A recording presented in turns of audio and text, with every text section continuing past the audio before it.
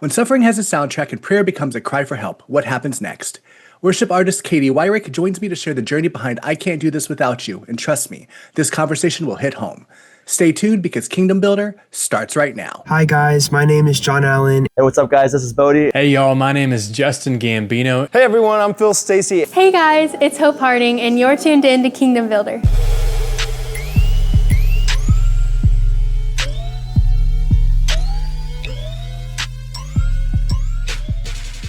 What's up, everyone? I'm Mike Laxton with Kingdom Builder, and today I'm excited to sit down with worship artist, singer-songwriter, and worship leader Katy Weirich to talk about her powerful new single, I Can't Do This Without You. We're going to dive into the heart behind the song, the journey that shaped it, and the message it carries, and why it matters for anyone walking through seasons of pain, prayer, and hope.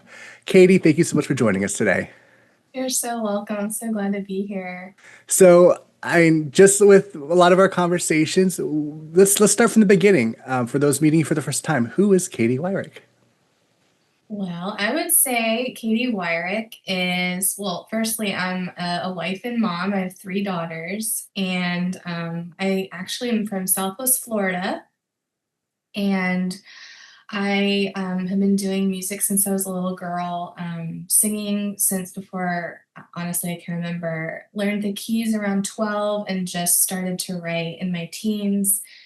And then that just grew and grew, and then ended up feeling called to just write songs for the church and songs that would hopefully minister to people. That's basically what I would say. So, you have this single that came out recently, I Can't Do This Without You. Incredibly vulnerable single. As I kind of said off camera, it's kind of been a personal kind of reflection on my life going on recently. So, Yeah. definitely want to talk about that. But before we talk about the song, can you share maybe that real life moment or breaking point that kind of led to this prayer turn song?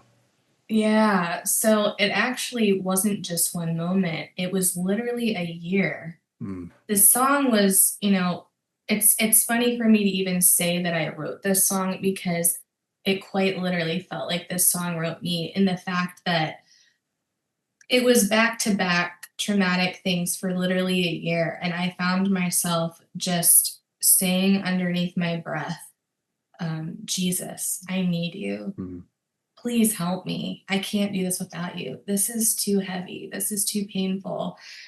And I'll take you back to 2022, in the summertime when things started to kind of unfold. We got hit with COVID, our family, for the first time in the summer of 22. It was really, really bad.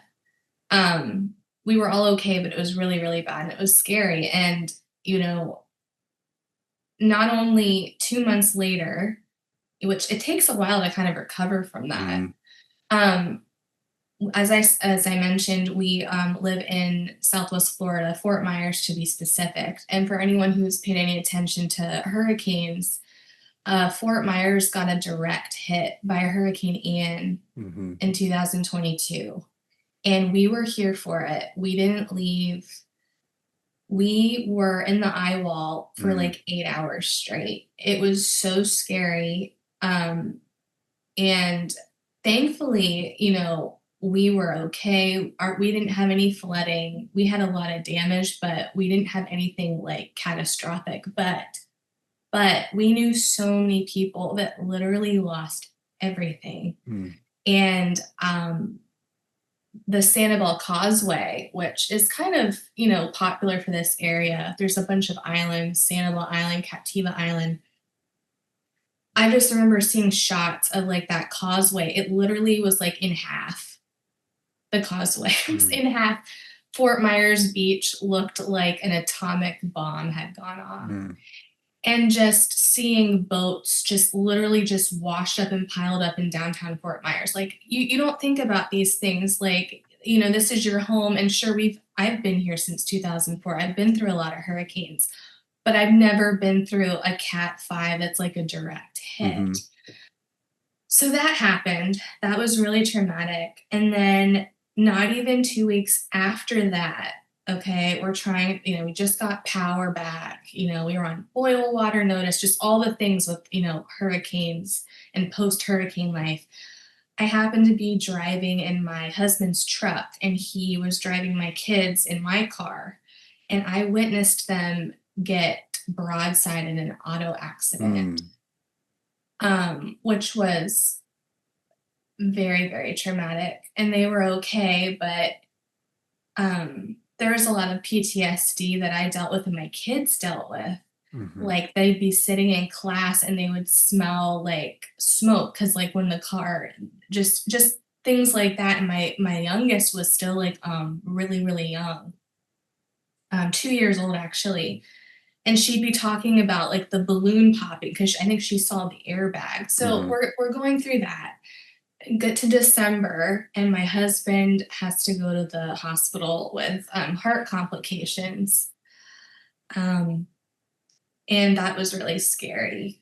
And then I mean, it was just like back to back to back to back to back things. And one of the really, really hard things was getting a call from my best friend who had told me that when she was at her 20-week OBGYN appointment for her baby that they couldn't find a heartbeat. Mm. And she had to end up delivering her baby around Christmas time, Mm. um, knowing that she wouldn't get to see that baby like live out its life. And it was stuff like this where it just felt not only in my own life, but in seemingly everywhere I looked, there was family members who were dying and just so much pain. And like you want to be there for your family and your friends, but you Mhm. yourself are going through so much pain.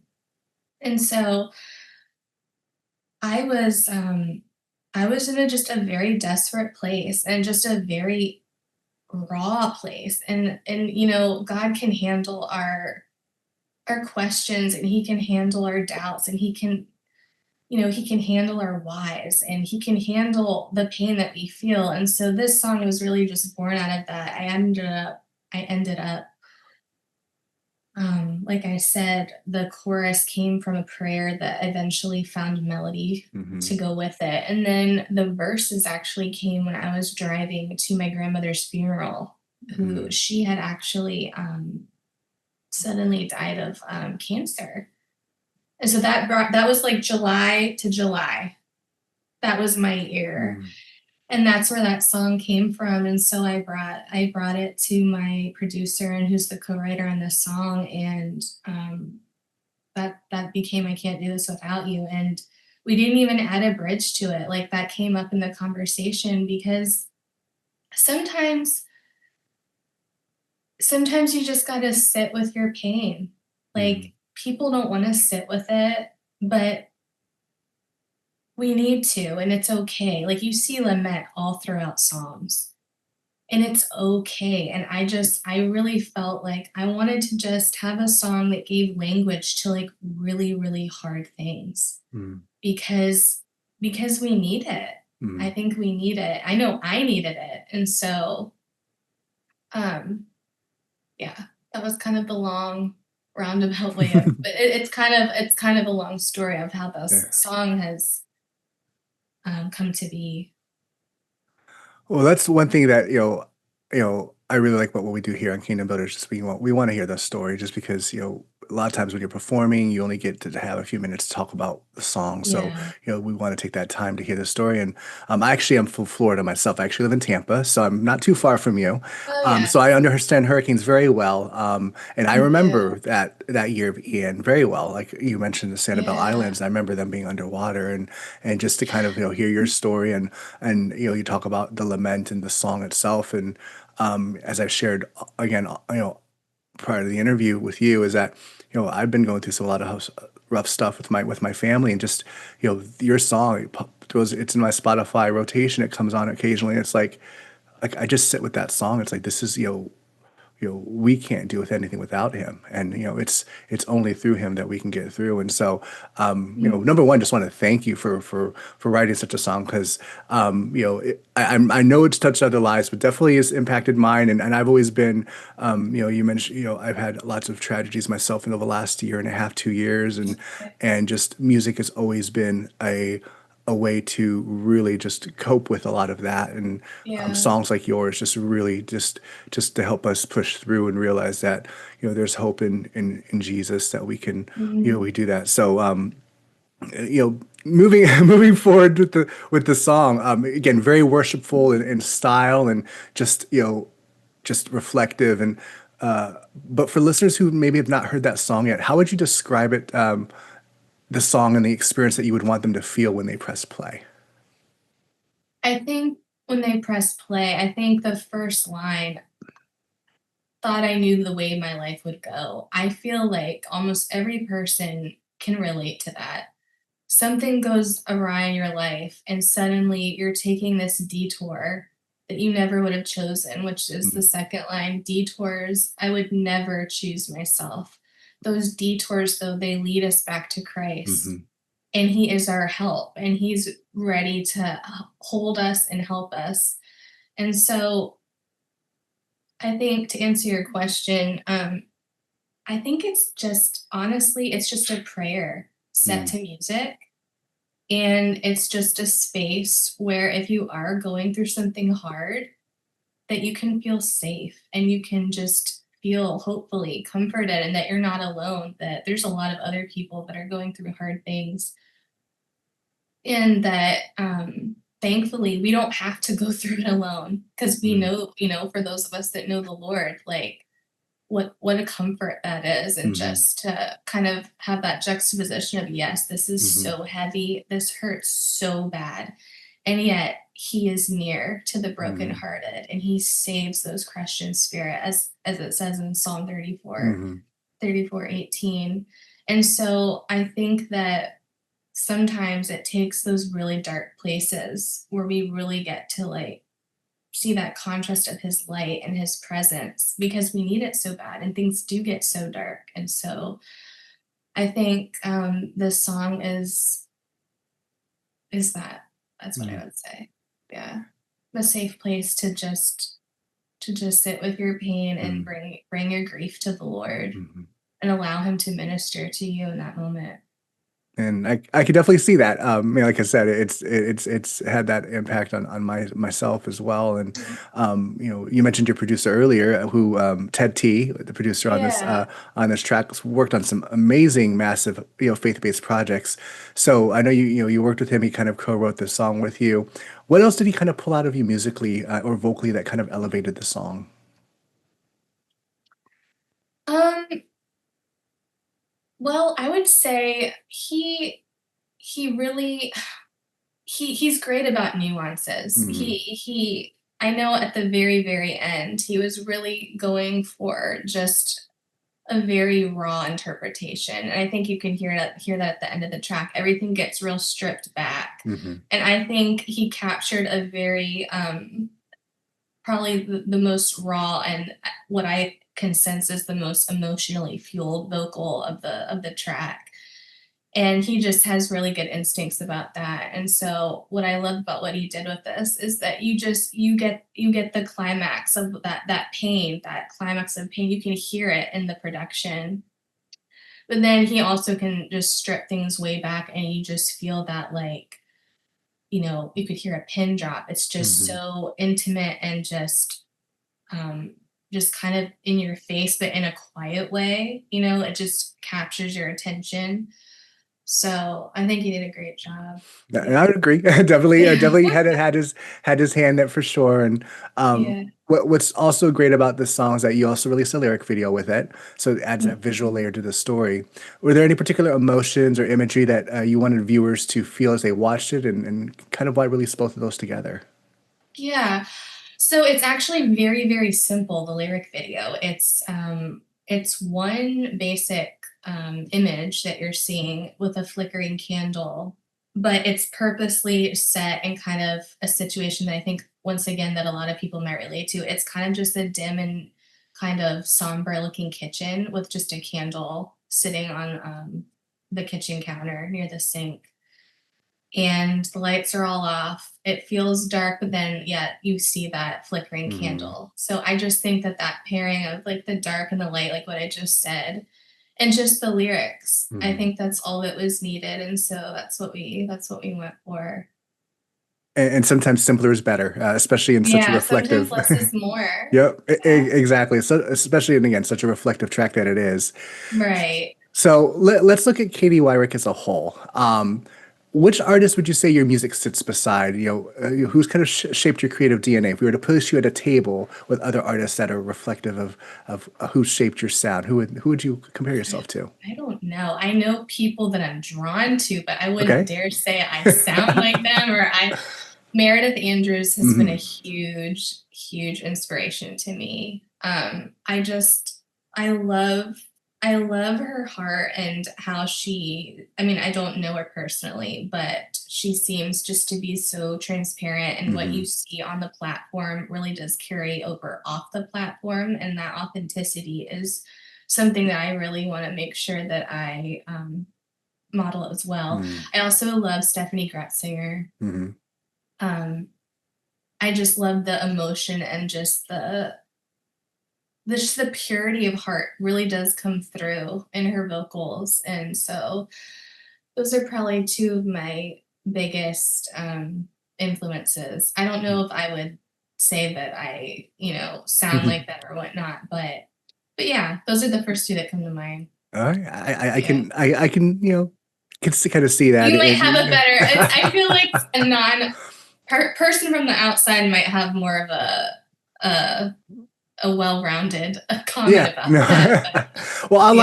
I like it. I try not to compare too much either, but sometimes it's just a good to get an idea of where you're kind of an idea of where Yeah. some of your style comes from there, and I can Mhm. kind of see some of that, and again, when I've heard the song, it's like for me it was more of a very reflective tone, that it was not not something that you're not thinking about comparisons. You're thinking about the message behind it, which is what I love Good. the most about Yeah. that. So, uh, if listeners were to walk away remembering just one bottom line message or theme from the song, what would that be? Jesus is with me in my pain. Mm, That's what I would say. He's here and he can handle this. And we're in this together. And I'm not alone. mm. And I think that's the important part, is to realize that we're not alone in this. Yeah.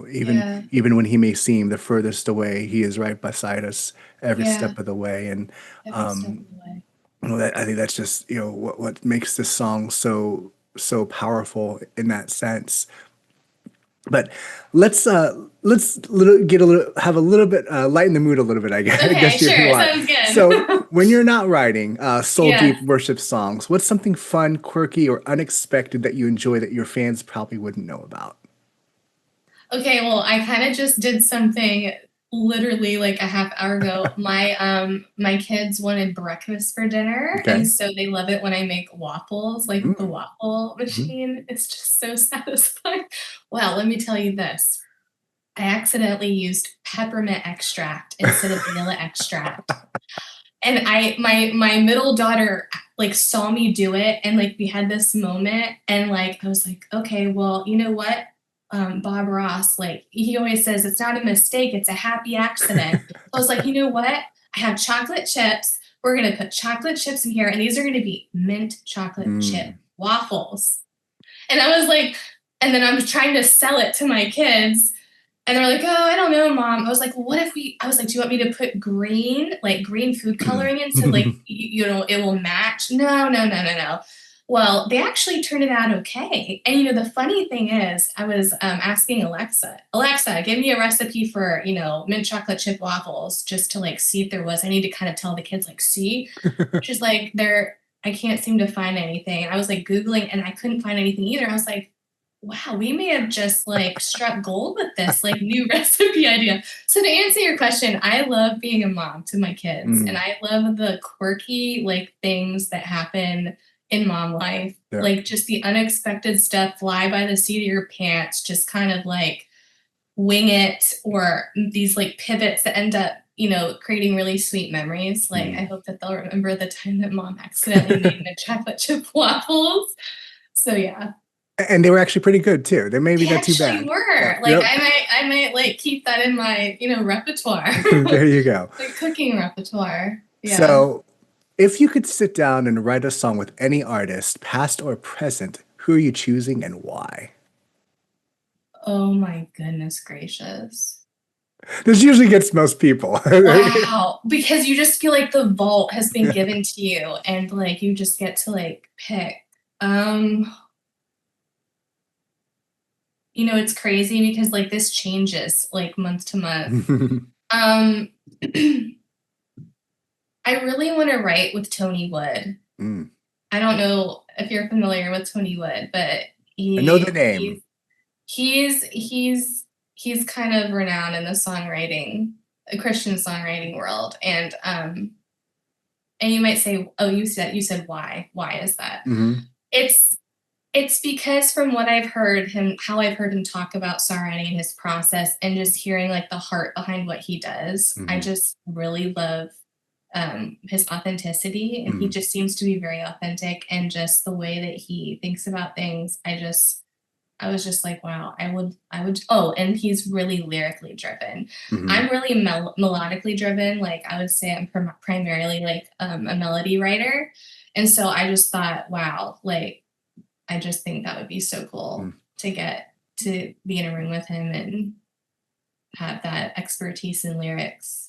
And you take each of your strengths, his lyrics, your melody, and then there you go. You've got a great song there. Exactly. So you never know. I mean, you've already worked with Ted T, who's an amazing producer. You've got some good work there, and definitely pray that that opportunity may come to be one day. So who knows? You never know. Never say never. Right? Exactly. Mm-hmm. So, big question: is this track part of a larger upcoming project, if you can tell us, or does it represent a new creative chapter for you moving forward?